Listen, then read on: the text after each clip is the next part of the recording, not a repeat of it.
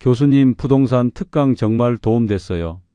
몇 년 전 제자들 앞에서 강의를 했었습니다. 신도시 개발은 데이터로 예측 가능합니다. 그때 저는 송도 투자로 큰돈을 번 상태였죠. 학생들이 박수 쳤습니다. 저는 우쭐했어요. 역시 나는 달라. 그리고 얼마 후 저는 10억이 훨씬 넘는 돈을 투자했습니다.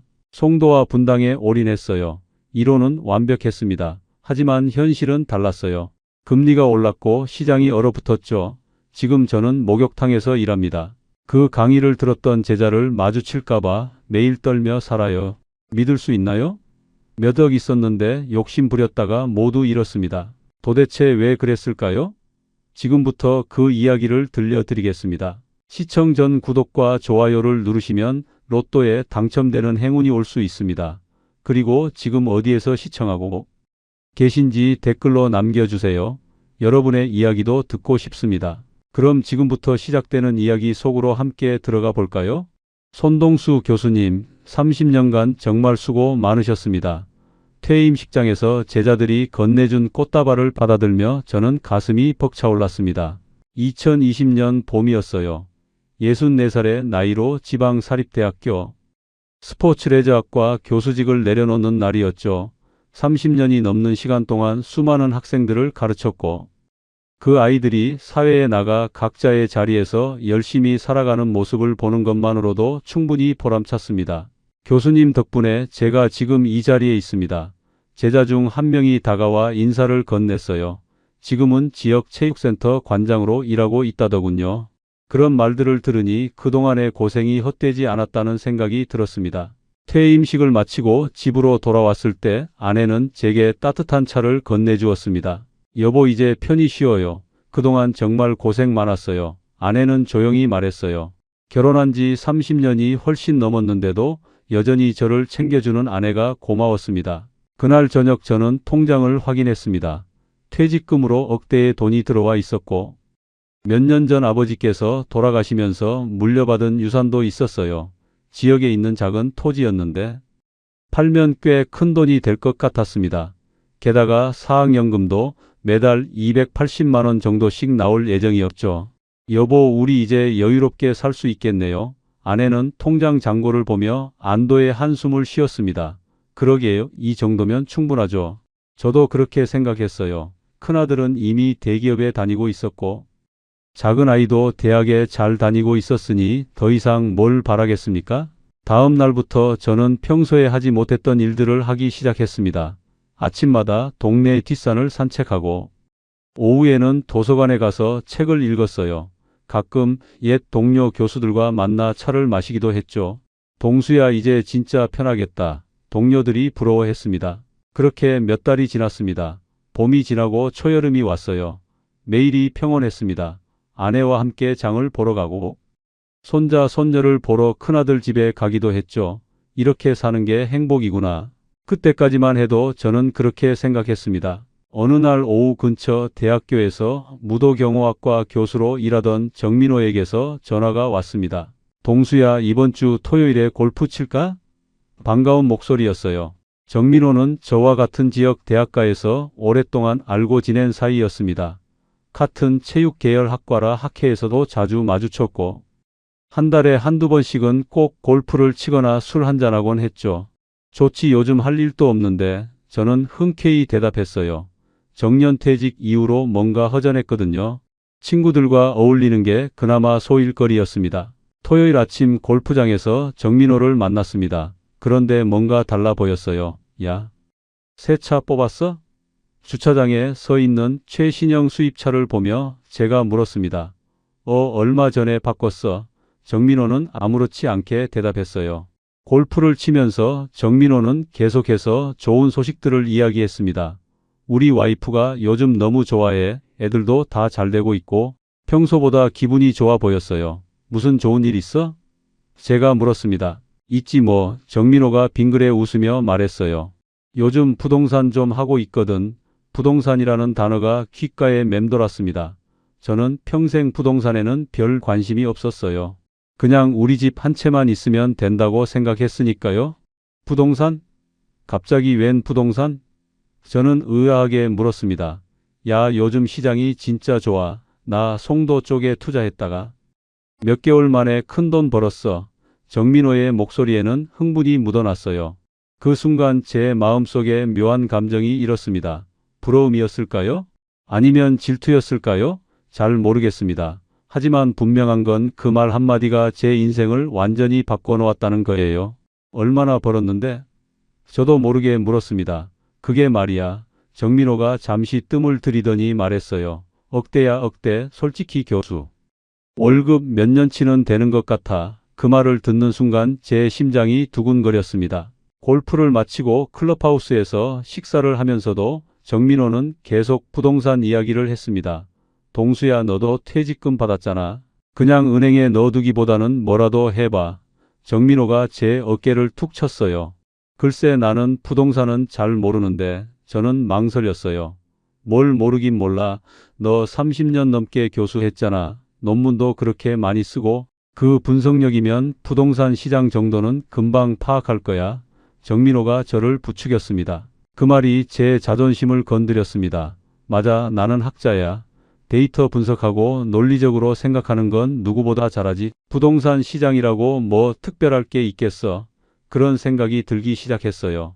나도 처음엔 몰랐어. 근데 공부하면서 해보니까 생각보다 어렵지 않더라고. 정민호가 계속 말했습니다. 요즘은 신도시 개발도 많고 정부에서도 밀어주잖아. 타이밍만 잘 맞추면 돼. 집으로 돌아오는 길에 계속 생각했습니다.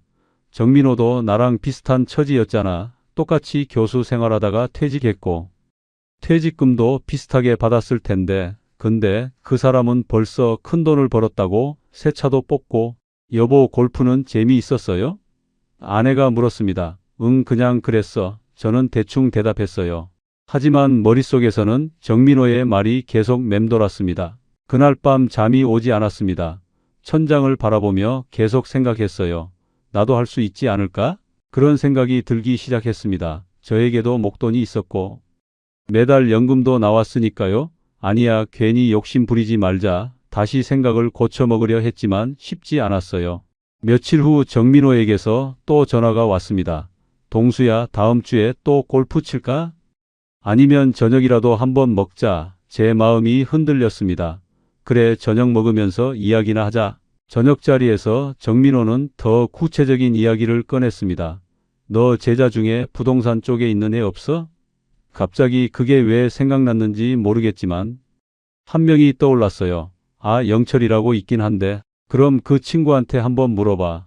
요즘 어느 지역이 좋은지. 정민호가 말했습니다. 나도 내 제자 중에 부동산 하는 애한테 정보 받아서 시작했거든. 집으로 돌아와서도 계속 생각했습니다. 영철이는 몇 년 전에 졸업해서 지역에서 부동산 중개업을 하고 있었어요. 가끔 연락이 오긴 했는데 오랜만에 연락해볼까? 한번 생각해볼게. 저는 조심스럽게 결심했습니다. 아내에게는 아직 말하지 않았어요. 혹시 반대할까봐.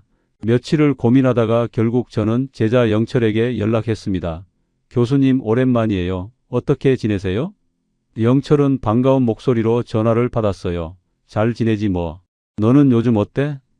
저는 안부를 물었습니다. 저는 그냥 중개사무소 운영하면서 지내고 있어요. 교수님 정년 퇴직하셨다고 들었는데. 축하드려요. 영철이 말했습니다. 고맙다. 그런데 말이야. 저는 조심스럽게 말을 꺼냈어요. 요즘 부동산 시장이 어떤지 좀 물어보려고. 전화기 너머로 영철이 놀라는 기색이 느껴졌습니다. 교수님이 부동산에 관심 있으세요? 와, 신기한데요? 영철이 웃으며 말했어요. 그냥 좀 알아보려고 하는데. 저는 얼버무렸습니다. 교수님, 혹시 시간 되시면 제 사무소로 한번 오세요. 전화로는 설명이 좀 어려워서요. 영철의 제안에 저는 다음 날 오후에 만나기로 했습니다. 영철의 사무소는 시내 중심가에 있었습니다. 어서 오세요, 교수님. 영철이 밝게 맞아주었어요. 사무실 벽에는 각종 부동산 매물 정보가 붙어 있었고 컴퓨터 화면에는 시세 그래프들이 떠 있었습니다. 교수님, 구체적으로 어떤 걸 알고 싶으세요? 영철이 물었습니다. 투자를 좀 해볼까 하는데. 저는 조심스럽게 말했어요. 요즘 어디가 괜찮은지 모르겠더라고. 영철의 눈이 반짝였습니다. 교수님, 학식으로 하시면 저보다 훨씬 잘하실 거예요. 데이터 분석 같은 거 교수님이 전문이시잖아요. 그 말이 제 기분을 좋게 만들었어요. 지금은 신도시 쪽이 좋습니다. 특히 서해안 쪽 신도시 개발이 활발하거든요. 영철이 컴퓨터 화면을 보여주며 설명했습니다. 정부에서도 밀어주고 있고 교통도 계속 좋아지고 있어요. 송도 말이야? 제가 물었습니다. 맞아요. 거기가 지금 완벽한 타이밍이에요. 인천공항도 가깝고 기업들도 많이 들어오고 있거든요. 영철이 자신있게 말했습니다. 저는 집으로 돌아와서 인터넷으로 송도를 검색해 봤습니다. 영철 말대로 각종 개발 호재가 있었어요. 국제업무지구니 바이오 클러스터니 하는 말들이 가득했습니다. 이 정도면 괜찮을 것 같은데 저는 혼잣말을 했어요. 며칠 후 정민호와 또 만났습니다. 동수야 생각해 봤어? 정민호가 물었어요. 응, 제자한테 물어봤는데 송도가 좋다고 하더라. 제가 대답했습니다. 맞아, 나도 송도 했거든. 진짜 괜찮아. 정민호가 고개를 끄덕였어요. 근데 나는 이미 팔았어. 큰돈 벌고 나왔지. 그 말을 듣는 순간 제 마음이 급해졌습니다. 정민호는 벌써 수익을 낸 건데 나는 아직도 고민만 하고 있다니. 나도 한번 해볼까 봐. 저는 말했습니다. 그래, 해봐. 교수 퇴직금도 받았잖아. 그냥 은행에 넣어두면 이자도 얼마 안 되는데. 정민호가 부추겼어요. 집으로 돌아와서 아내에게 조심스럽게 말을 꺼냈습니다. 여보, 나 부동산 투자 좀 해볼까 하는데. 아내는 깜짝 놀란 표정을 지었어요. 여보, 갑자기 무슨 소리예요? 우리 이대로도 충분한데. 정민호는 벌써 큰돈 벌었다던데. 제가 말했습니다. 여보, 남이랑 비교하지 말아요. 우리는 우리 형편에 맞게 살면 되잖아요. 아내는 걱정스러운 표정으로 말했어요. 나도 교수인데 왜 나만 못 살아야 해? 제 목소리가 조금 높아졌습니다. 아내는 놀란 듯 저를 바라봤어요. 여보, 무슨 말을 그렇게 해요? 우리가 못 사는 것도 아닌데. 아니야, 나는 하고 싶어. 저는 고집을 부렸습니다. 정민호도 했는데. 내가 못할 게 뭐야? 나는 분석도 잘하고 논리적으로 생각하잖아. 아내는 한숨을 쉬었어요. 그럼 조금만 해요. 전부 넣지 말고. 아내는 한 발 물러섰습니다. 알았어, 알았어. 저는 얼버무렸지만 속으로는 이미 결심하고 있었어요. 가지고 있는 돈 전부를 투자하겠다고. 다음 날 영철에게 다시 연락했습니다. 영철아, 송도 쪽으로 투자 좀 해볼까 하는데. 제가 말하자 영철은 기뻐하는 목소리로 대답했어요. 교수님, 좋은 결정이세요. 제가 좋은 물건 알아봐 드릴게요. 며칠 후 영철은 괜찮은 매물을 찾아왔습니다. 교수님, 이거 어때요? 위치도 좋고 시세도 합리적이에요. 영철이 보여준 아파트는 송도 국제업무지구 근처였습니다. 얼마나 필요한데? 제가 물었습니다. 지금 시세가 그 정도인데 빨리 결정하셔야 해요. 요즘 금방금방 나가거든요. 영철이 말했습니다. 저는 고민했습니다. 가지고 있는 돈을 전부 넣어야 했거든요. 퇴직금에 아버지 유산까지 합치면 몇 억이었습니다. 좀 많이 드네. 제가 말했어요.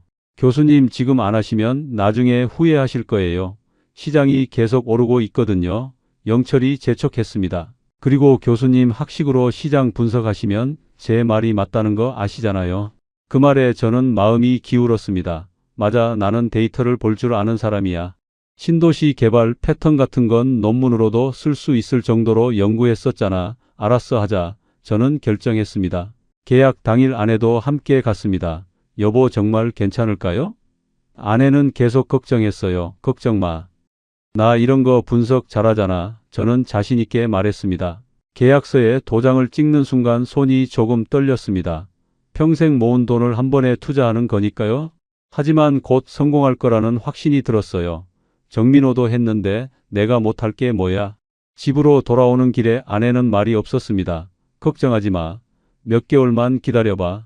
분명히 오를 거야. 저는 아내를 안심시켰어요. 아내는 그저 한숨만 쉬었습니다. 그날 밤 저는 잠이 잘 왔습니다. 설렘 때문이었을까요? 곧 큰 돈을 벌 거라는 기대감 때문에 가슴이 두근거렸어요.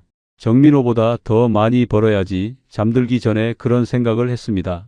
계약을 하고 석 달쯤 지났을 때였습니다. 영철에게서 전화가 왔어요. 교수님, 요즘 시세 보셨어요? 영철의 목소리가 들떠 있었습니다. 아니, 무슨 일인데? 제가 물었어요. 교수님, 아파트 값이 많이 올랐어요. 지금 팔면 큰돈 버실 수 있어요. 영철이 흥분한 목소리로 말했습니다. 저는 급하게 인터넷으로 시세를 확인했어요. 정말로 올라 있었습니다. 이 정도면 몇 적은 되겠는데? 제가 물었습니다. 네, 그 정도 되실 거예요. 교수님 정말 타이밍 잘 잡으셨어요. 영철이 대답했어요. 저는 흥분했습니다. 3달 만에 큰 돈을 벌다니 정민호는 몇 개월 걸렸다고 했는데 나는 더 빨리 벌었잖아. 영철아 팔자. 저는 즉시 결정했습니다. 일주일도 안 돼서 매수자가 나타났습니다. 계약은 순식간에 이루어졌어요. 돈이 통장에 들어왔을 때 저는 믿을 수 없었습니다. 3달 만에 억대의 수익이라니. 여보, 우리 돈 벌었어요. 저는 아내에게 통장을 보여줬습니다. 아내는 눈이 휘둥그레졌어요. 정말이에요? 이게 다 우리 돈이에요? 아내도 놀라워했습니다. 봤지? 내가 했다고 했잖아. 저는 우쭐했어요. 역시 분석을 제대로 하니까 성공하는 거야. 아내는 안도의 한숨을 쉬었습니다. 다행이네요. 정말. 다음 날 정민호에게 전화했습니다. 민호야, 나 돈 벌었어. 제가 자랑스럽게 말했어요. 오, 그래? 얼마나? 정민호가 물었습니다. 억대야. 3달 만에. 저는 말했습니다. 와, 빠르네. 나보다 빨리 벌었잖아. 정민호가 웃으며 말했어요.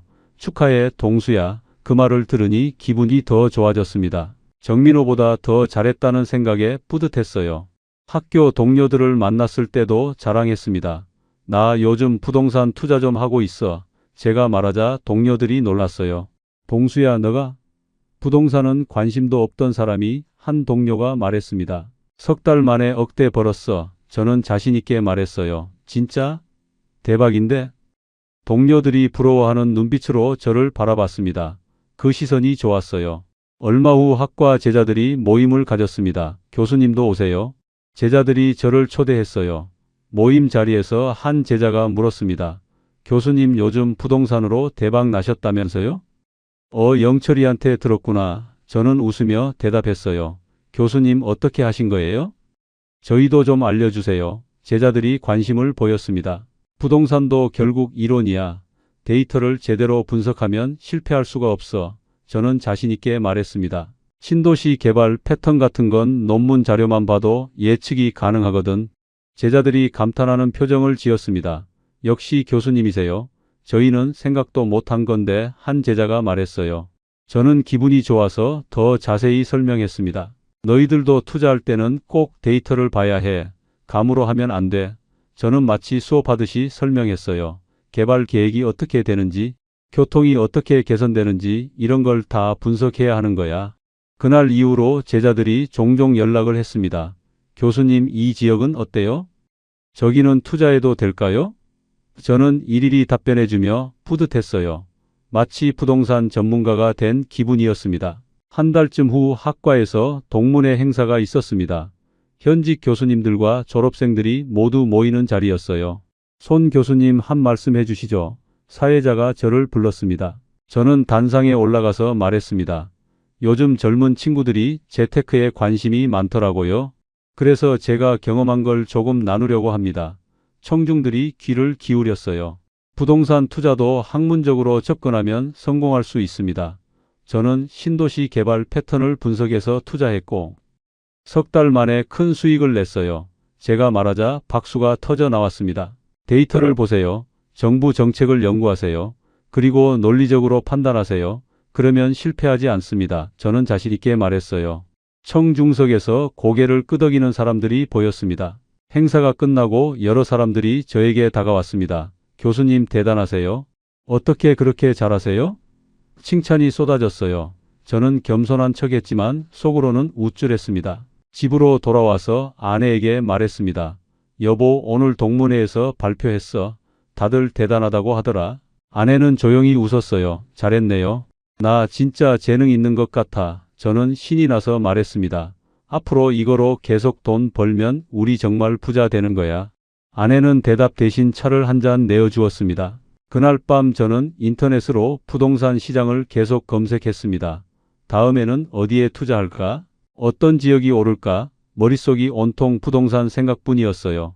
이번에는 더 크게 해볼까? 저는 혼잣말을 했습니다. 3달 만에 억대를 벌었는데 더 많이 투자하면 더 많이 벌 수 있겠지. 그런 생각이 들었어요. 정민호에게 전화했습니다. 민호야, 나 다시 투자하려고 하는데. 제가 말하자 정민호가 물었어요. 어디 생각하고 있어?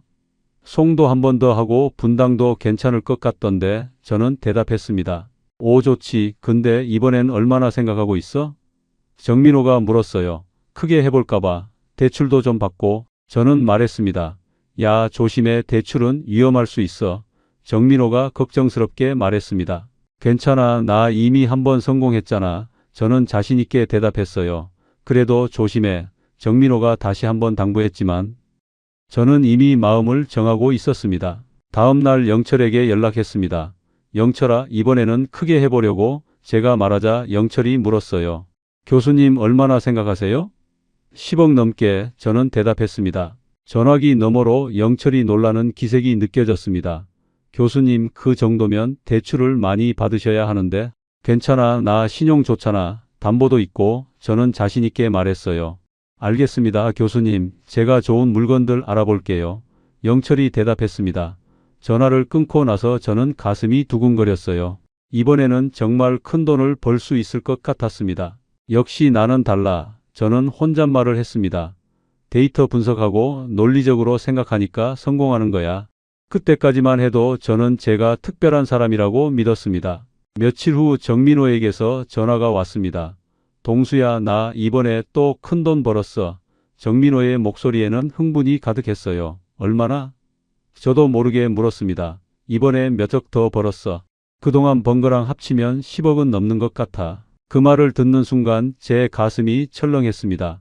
정민호는 10억을 벌었는데 나는 겨우 몇 억 같은 교수였는데 왜 나만 뒤처지는 거지? 나도 이번에 크게 해볼 거야. 저는 말했어요. 영철이 좋은 매물들을 찾아왔습니다. 교수님, 송도 쪽이랑 분당 쪽에 괜찮은 게 있어요. 영철이 자료를 보여줬습니다. 둘 다 하면 얼마나 드는데? 제가 물었어요. 합쳐서 20억 정도 될 것 같은데요. 20억. 제가 가진 돈으로는 턱없이 부족했습니다. 대출을 많이 받아야겠네. 제가 말하자 영철이 조심스럽게 물었어요. 교수님 괜찮으세요? 금액이 좀 큰데. 괜찮아. 나 담보도 있고 신용도 좋잖아. 저는 자신 있게 대답했습니다. 집으로 돌아와서 아내에게 말했습니다. 여보, 이번에 투자 크게 하려고. 아내는 깜짝 놀란 표정을 지었어요. 여보, 지난번에 성공했다고 너무 무리하는 거 아니에요? 아내가 걱정스럽게 물었습니다. 걱정 마. 나 데이터 다 분석했어. 저는 말했어요. 송도는 계속 개발되고 있고 분당은 안정적이잖아. 분산 투자하는 거니까 안전해. 아내는 고개를 저었습니다. 여보, 우리 이대로도 충분한데. 정민호는 10억 넘게 벌었어. 제 목소리가 높아졌습니다. 나도 교수인데 왜 나만 못 벌어야 돼? 아내는 한숨을 쉬었어요. 여보, 남이랑 비교하지 말아요. 아니야, 나는 하고 싶어. 저는 고집을 부렸습니다. 며칠 후 은행에 대출 상담을 받으러 갔습니다. 교수님, 신용도 좋으시고 담보도 있으시니까 가능합니다. 은행 직원이 말했어요. 당신은 금리도 낮았고 대출 규제도 지금보다 약했습니다. 이 정도면 되겠네요. 저는 만족했습니다. 집을 담보로 몇 억, 아버지께 물려받은 토지를 담보로 몇 억, 신용대출로 몇 억, 그리고 형님에게도 돈을 빌렸어요. 동수야, 괜찮겠어? 형님이 걱정스럽게 물었습니다. 형, 저 믿어보세요. 지난번에도 성공했잖아요. 저는 자신 있게 말했어요. 형님은 망설이다가 결국 몇 억을 빌려주셨습니다. 조심해서 해라. 형님이 당부하셨어요. 계약 날짜가 다가왔습니다. 송도 아파트와 분당 아파트 계약을 같은 주에 진행했어요. 교수님, 이번에 정말 크게 하시네요. 영철이 말했습니다.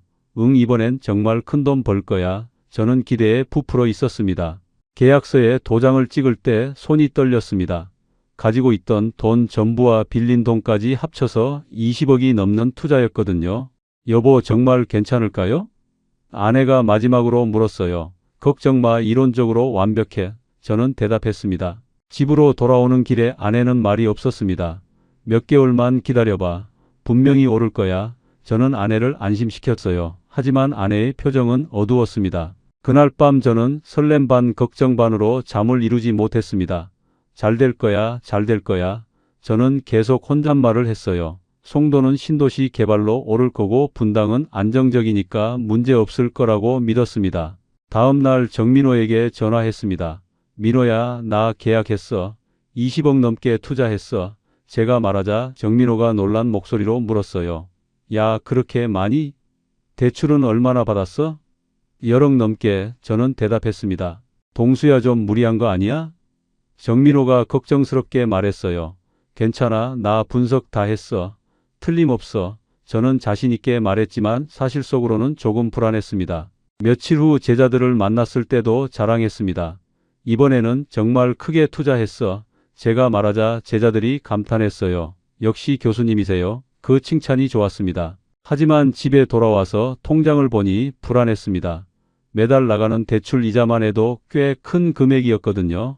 연금으로는 부족한데 저는 걱정이 되기 시작했어요.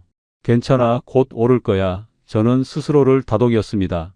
정민호도 성공했고 나도 지난번에 성공했잖아. 이번에도 잘 될 거야. 하지만 그게 제 인생 최대의 실수였습니다. 계약하고 몇 달이 지났습니다.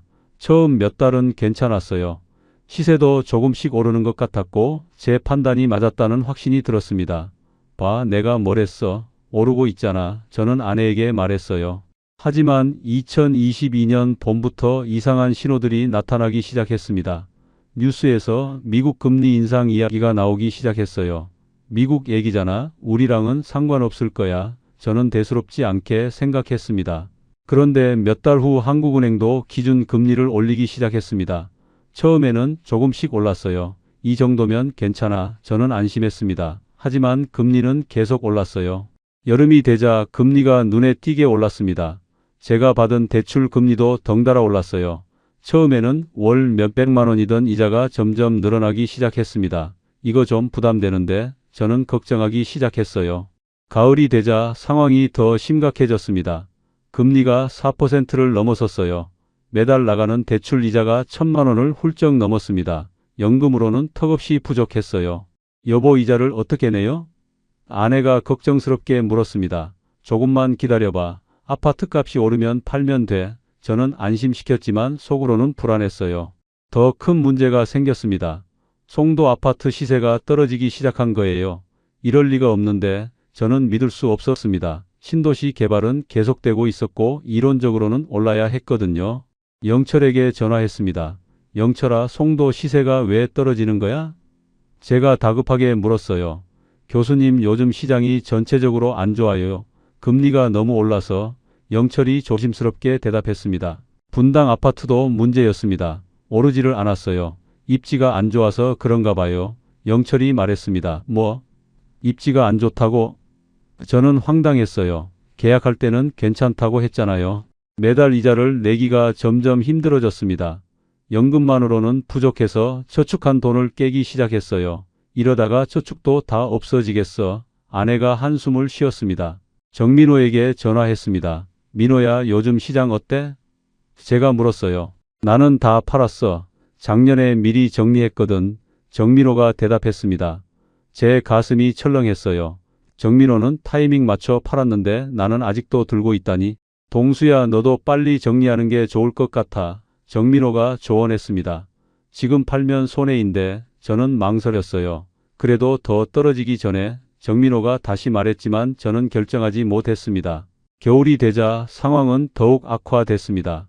송도 시세는 계속 떨어졌고 분당은 매물조차 나가지 않았어요. 이럴 수가. 저는 매일 시세를 확인하며 한숨만 쉬었습니다. 큰아들이 걱정스럽게 물었습니다. 아버지 괜찮으세요? 응, 괜찮아. 저는 애써 웃으며 대답했지만 속은 타들어갔어요. 작은 아이도 눈치를 챈 듯 조용했습니다. 새해가 되었지만 상황은 나아지지 않았습니다. 오히려 더 나빠졌어요. 매달 1,500만 원이 넘는 이자를 내야 했고 시세는 계속 떨어졌습니다. 여보, 이러다가 정말 큰일 나는 거 아니에요? 아내가 울먹이며 물었어요. 조금만 더 기다려봐. 봄 되면 나아질 거야. 저는 희망을 버리지 않으려 했습니다. 하지만 봄이 와도 시장은 회복되지 않았습니다. 오히려 거래량만 줄어들었어요. 팔고 싶어도 살 사람이 없네. 영철이 난처한 표정으로 말했습니다. 저는 매일 밤 잠을 이루지 못했습니다. 내가 왜 그랬을까? 왜 욕심을 부렸을까? 후회가 밀려왔지만 이미 늦었어요. 데이터를 분석하고 이론적으로 완벽했는데 왜 이렇게 됐을까? 현실은 이론과 달랐어. 그제야 깨달았지만 소용없었습니다. 이미 엄청난 금액을 투자한 상태였고 빠져나올 방법이 없었어요. 봄이 지나고 여름이 왔지만 상황은 나아지지 않았습니다. 저축한 돈도 거의 바닥났고 매달 이자를 내기가 점점 힘들어졌어요.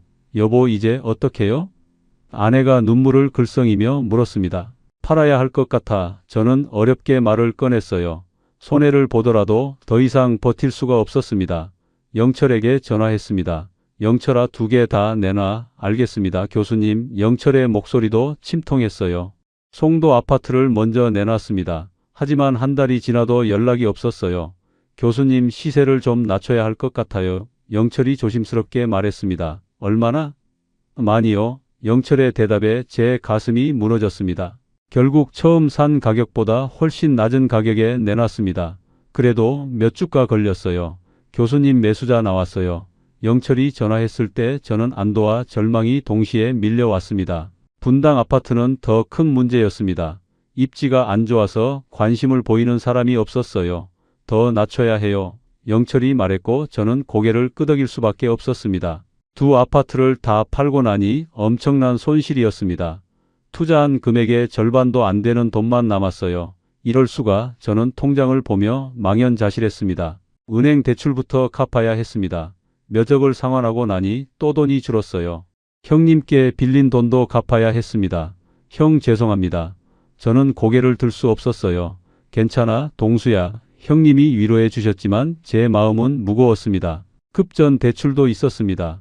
이자를 내기 위해 급하게 빌렸던 돈이었어요. 이자만 해도 이렇게 계산을 해보니 머리가 어지러웠습니다. 모든 빚을 갚고 나니 손에 남은 게 없었습니다. 오히려 빚만 남았어요.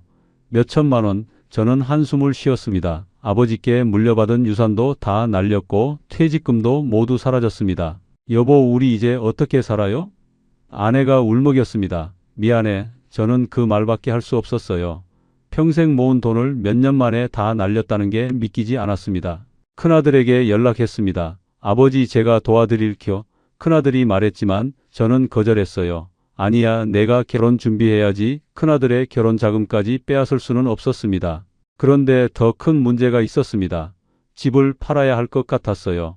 담보대출을 갚으려면 집을 처분해야 했습니다. 우리 집도 팔아야 해. 제가 말하자 아내는 아무 말도 하지 못했습니다. 집을 내놓고 작은 전세로 이사했습니다. 이게 우리 형편이구나. 저는 초라한 집을 보며 한숨을 쉬었어요. 넓은 집에서 살다가 좁은 곳으로 옮기니 모든 게 비참했습니다. 작은 아이가 말했습니다. 아빠, 괜찮아요.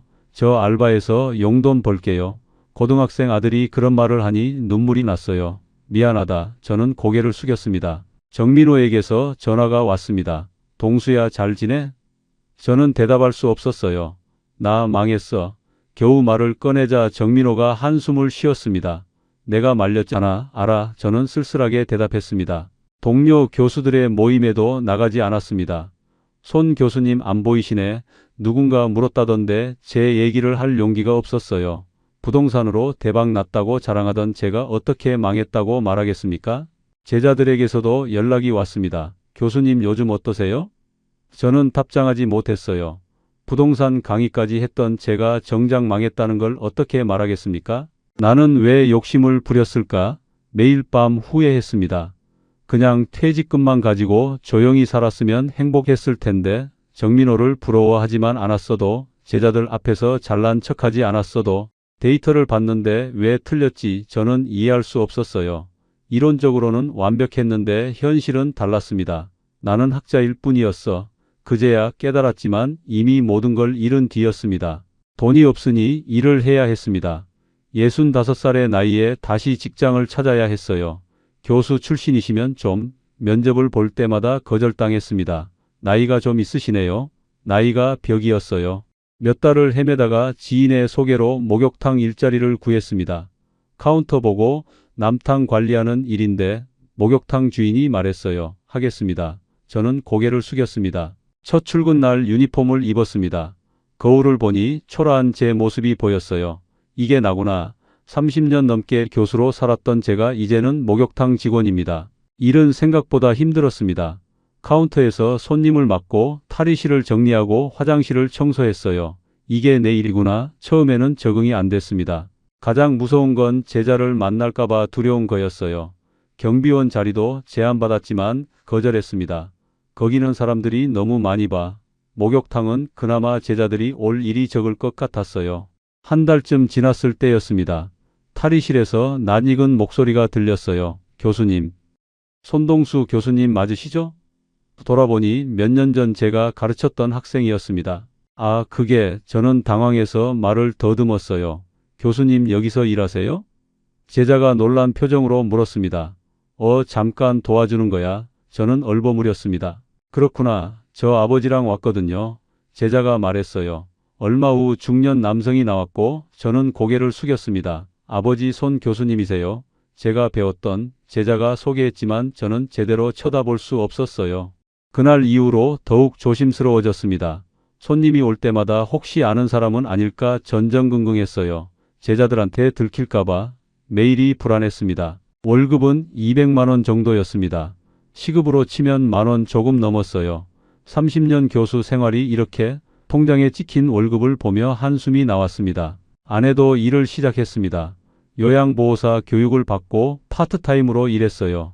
여보, 제가 벌어올게요. 아내가 말했지만 저는 미안할 뿐이었습니다. 둘이 벌어봤자 350만 원 정도였습니다. 전세, 관리비에 생활비 내고 나면 남는 게 없었어요. 이렇게 사는구나. 매달 빠듯했습니다. 목욕탕에서 일하면서 여러 사람들을 만났습니다. 아저씨 항상 깨끗하게 해주셔서 감사해요. 한 손님이 말했을 때 묘한 감정이 들었어요. 교수 시절에는 못 느꼈던 따뜻함이었습니다. 새벽에 일찍 오는 단골 손님도 생겼습니다. 오늘도 춥니네요. 그 손님과 짧은 인사를 나눌 때면 외롭지 않았어요. 사람들이 나를 그냥 목욕탕 직원으로 봐주는구나. 오히려 편했습니다. 1년쯤 지났을 때 몸에 익숙해졌습니다. 처음에 수치심도 많이 사라졌어요. 이것도 일이야. 스스로를 다독이며 살았습니다. 어느 날 목욕탕 주인이 말했습니다. 손씨 일 잘하시네요. 성실하셔서 좋아요. 그 말에 위로가 됐어요. 적어도 누군가는 제 일을 인정해 주는구나. 하지만 가끔 옛 동료들 생각이 났습니다. 지금쯤 뭐 하고 있을까? 정민호는 강남에서 잘 살고 있겠죠. 저는 목욕탕에서 일하고 있고 내가 욕심만 안 부렸어도 후회는 여전했습니다. 몇 억만 있었어도 이렇게 일하지 않아도 됐을 텐데 하지만 돌이킬 수 없었어요. 이미 다 날려버렸으니까요. 2년쯤 지났을 때 큰아들에게서 전화가 왔습니다. 아버지 저 취직했어요. 큰아들은 회사를 옮겼다고 했어요. 연봉도 올랐고요. 이제 제가 도와드릴게요. 큰아들의 말에 눈물이 났습니다. 고맙다. 저는 겨우 말했어요. 아버지가 미안해. 아니에요, 아버지. 큰아들이 대답했습니다. 제가 곁에 있어서 다행이에요. 한 달 후 큰아들이 돈을 보내왔습니다. 아버지 생활비 보태 쓰세요. 봉투 안에는 꽤 큰 돈이 들어 있었어요. 이 돈으로 뭐 사 드세요? 쪽지도 함께 있었습니다. 작은 아이도 대학에 잘 다니고 있었습니다. 아빠 저 장학금 받았어요. 작은 아이가 전화로 말했어요. 등록금 걱정 안 하셔도 돼요. 그 말에 가슴이 뭉클했습니다. 우리 애들이 이렇게 잘 컸구나. 저는 아내에게 말했어요. 당신 덕분이죠. 아내가 조용히 웃었습니다. 제가 뭘 했다고? 제가 말하자 아내가 제 손을 잡았습니다. 어느 날 생일이었습니다. 아내가 미역국을 끓여줬어요. 고생했어요, 여보. 아내가 말했습니다. 당신이 더 고생했지. 저는 대답했어요. 작은 식탁에 둘러앉아 밥을 먹었습니다. 예전처럼 화려하지는 않았지만 따뜻했어요. 이게 행복이구나. 문득 그런 생각이 들었습니다. 목욕탕에서도 변화가 있었습니다. 손님들이 저를 편하게 대해줬어요. 아저씨 오늘도 화이팅. 한 손님이 엄지를 치켜 세웠습니다. 감사합니다. 저도 웃으며 대답했어요. 어느 날 젊은 손님이 부동산 이야기를 했습니다. 요즘 부동산 투자하면 어떨까요? 친구에게 물었어요. 저는 듣고만 있다가 조심스럽게 말했습니다. 투자도 좋지만 대출은 조심하세요. 제가 말하자 그 젊은이가 저를 봤어요. 왜요? 레버리지는 정말 위험해요. 감당할 수 있는 범위에서만 하세요. 저는 진심으로 말했습니다. 경험담인가 봐요? 젊은이가 웃으며 물었어요. 네, 경험담입니다. 저는 쓸쓸하게 웃었습니다. 그럼 조심할게요. 젊은이가 고개를 끄덕였습니다. 집으로 돌아오는 길에 생각했습니다. 나는 많은 걸 잃었지만 가족은 남았어요. 큰아들도 작은아이도 아내도 여전히 제 곁에 있었습니다. 돈은 잃었지만 사람은 얻었구나. 문득 그런 생각이 들었어요. 몇 억이 있을 때는 몰랐던 것들이 보였습니다. 가족의 소중함, 평범한 일상의 가치. 지금 저는 67입니다. 목욕탕에서 일한 지도 3년이 넘었어요. 여전히 넉넉하지는 않지만 불행하지는 않습니다. 진짜 부는 뭘까? 가끔 생각합니다. 통장 잔고도 아니고 집값도 아니더라고요. 오늘을 살아갈 힘과 내일을 기대할 수 있는 마음, 그리고 곁에 있는 사람들. 목욕탕에 오는 손님들에게 가끔 말합니다. 욕심 부리지 마세요. 남이랑 비교하지 마세요. 제 경험담이에요. 그냥 가만히 있었어도 행복했을 텐데. 저는 덧붙입니다. 어제 정민호에게서 오랜만에 연락이 왔습니다. 동수야, 잘 지내? 응, 그냥 살아. 저는 대답했어요. 나중에 한번 보자. 정민호가 말했지만 저는 대답하지 않았습니다. 정민호는 성공했고 저는 실패했어요. 하지만 이상하게도 부럽지 않았습니다. 나는 나대로 배운 게 있으니까. 실패를 통해 얻은 지혜가 있었어요. 오늘도 목욕탕 문을 엽니다. 오늘 하루도 잘 버티자. 저는 혼잣말을 합니다. 평범한 하루지만 나름대로 의미 있는 하루예요. 그리고 그걸로 충분합니다. 우리의 이 사연이 마음에 남았다면 좋아요를 눌러주세요. 그리고 소중한 사람들과 함께 이 이야기를 나눠주시길 바랍니다. 여러분의 한마디가 누군가에겐 큰 위로가 될 수 있습니다. 영상이 마음에 드셨다면 구독과 좋아요, 응원 부탁드립니다. 감사합니다.